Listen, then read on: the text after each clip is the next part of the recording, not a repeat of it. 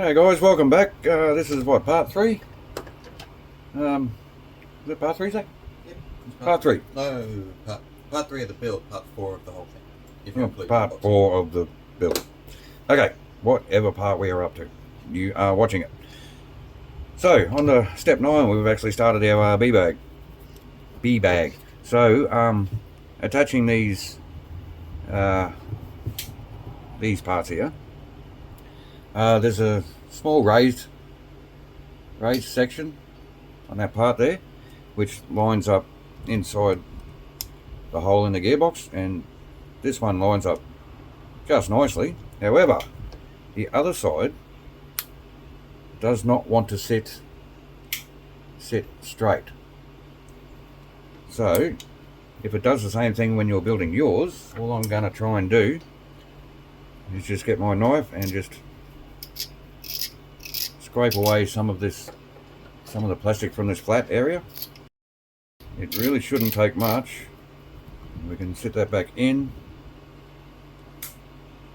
and that still needs a little bit more.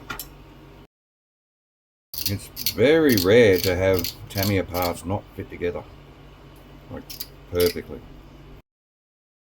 You don't come across it very often at all.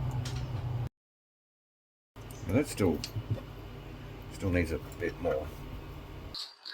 Okay, so we got this part to fit a lot better. So we're just going to fit this with our 3x30, which has a big long black screw there. Yeah. Oops. All thumbs today. Obviously that doesn't want to go through that hole. Right, now we're getting something.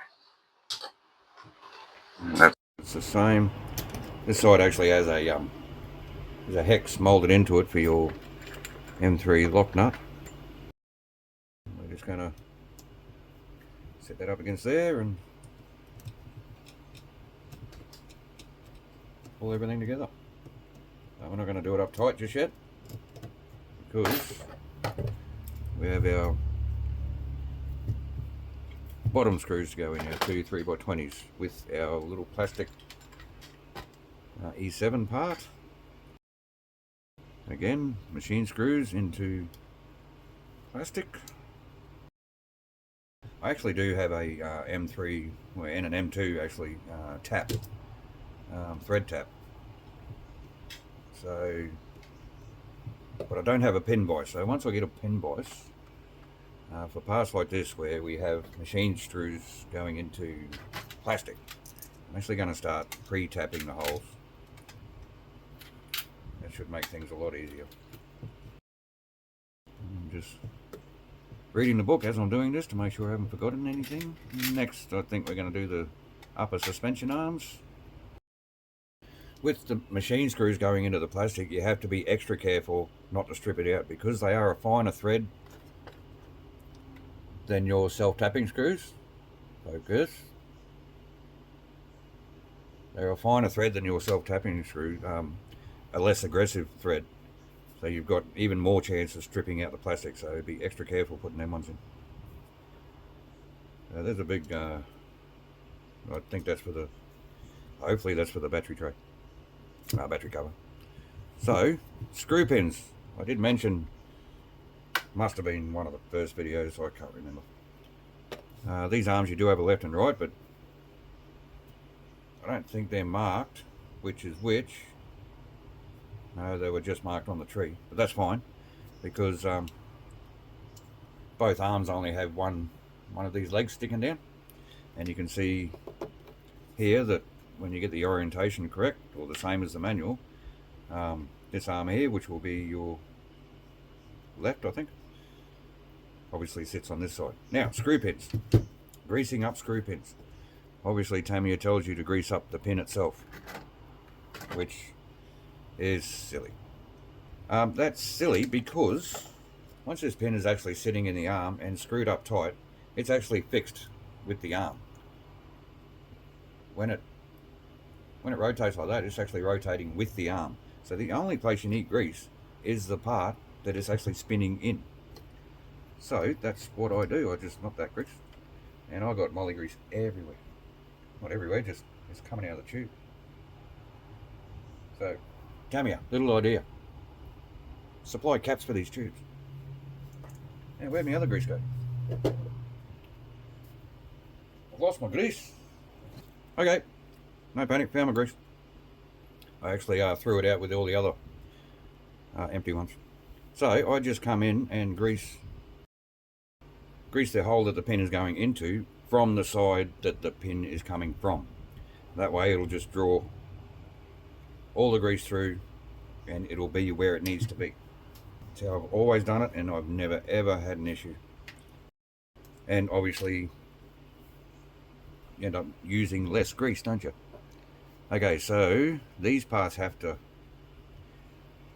go in basically simultaneously, don't they? Okay, so this blue part comes in first. Right, you got these two half cutouts, and they actually fit over the mounts for your upper arms. Okay, so now our arm can come in. We can push that through.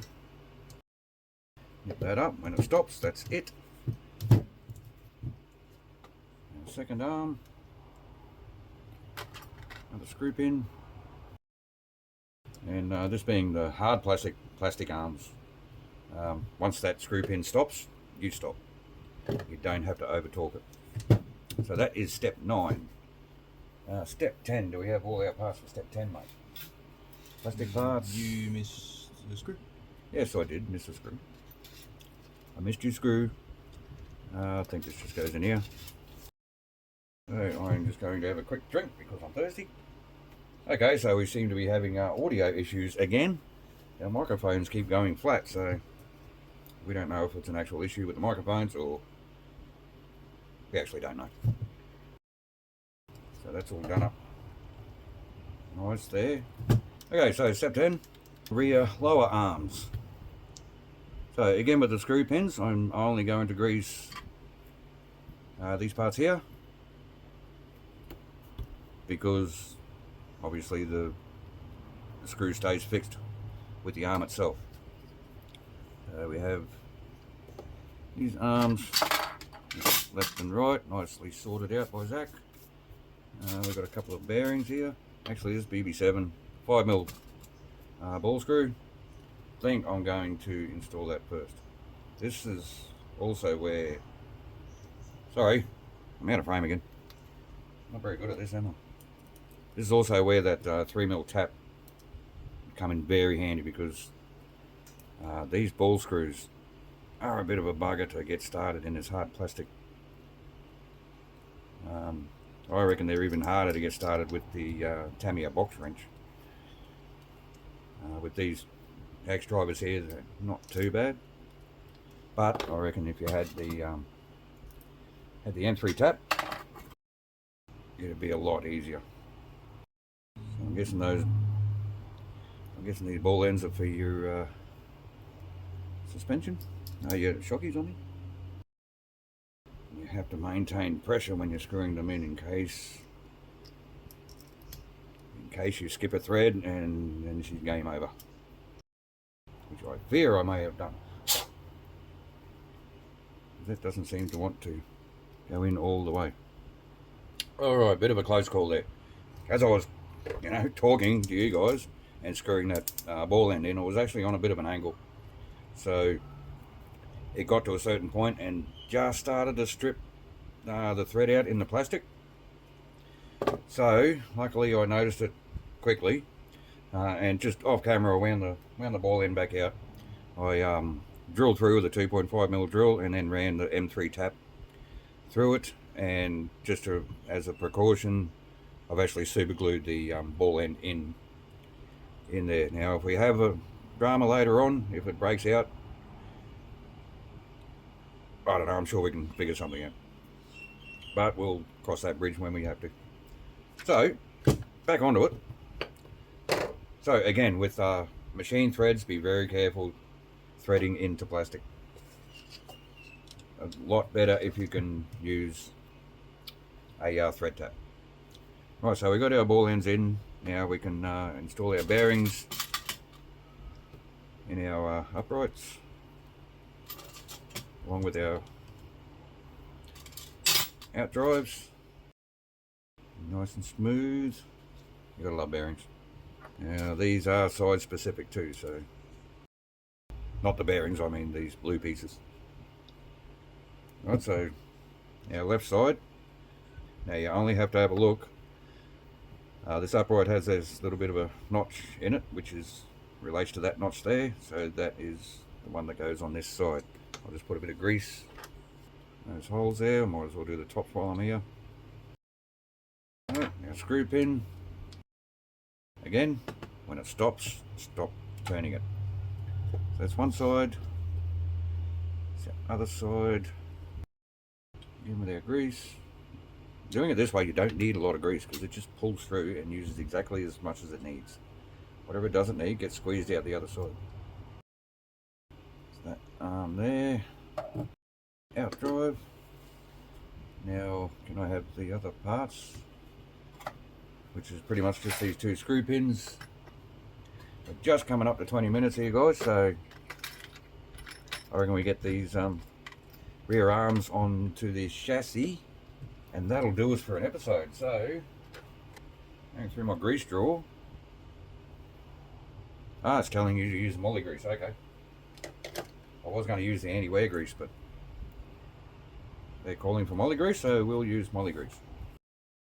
Be a little bit liberal with this stuff. If we run out, we can always use the anti-wear grease, or just normal automotive grease. Any kind of grease, really. A lot of people don't like using grease on these out drives because it just attracts dirt. And dirt and grease turns into a paste with rotating parts, and it just wears stuff out really quickly. Which is, I guess, the whole point of doing maintenance on your cars, isn't it? Every now and then, take them apart, clean out the dirt, all the foreign debris. So, which screw pin do I want? Right, that long one. You guys can do the rattle gun noises if you want. Woot, woot, woot. Right, and now, also, if you get these blue uprights around the wrong way, they simply just won't line up. So even if you do get it wrong, you will find out way before it's too late. And I forgot to put a drive shaft in. You really need to do that before you set the screw pin. So, with that one, put back in there. With that one, I made that look so awkward. With our screw pin, the drive shaft, line up our dog bones. Will come in from the rear with the screw pin. So, as I'm doing this, we're going to sign off. This is the end of step 11. And we basically have a completed rear end. So, thanks for watching, thanks for your support, have a great day, and we'll see you on the next video.